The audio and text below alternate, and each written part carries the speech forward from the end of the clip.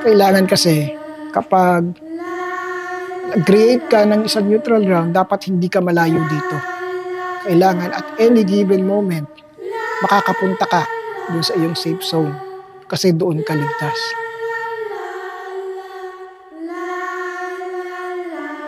Ayan na naman. Same na feeling nung nasa antipolo ako. Ito na naman, yung hilo. Yung bigla ang pag-ugong ng tenga.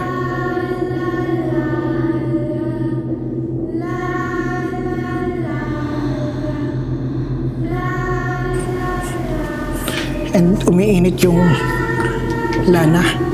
Oh my gosh. Oh,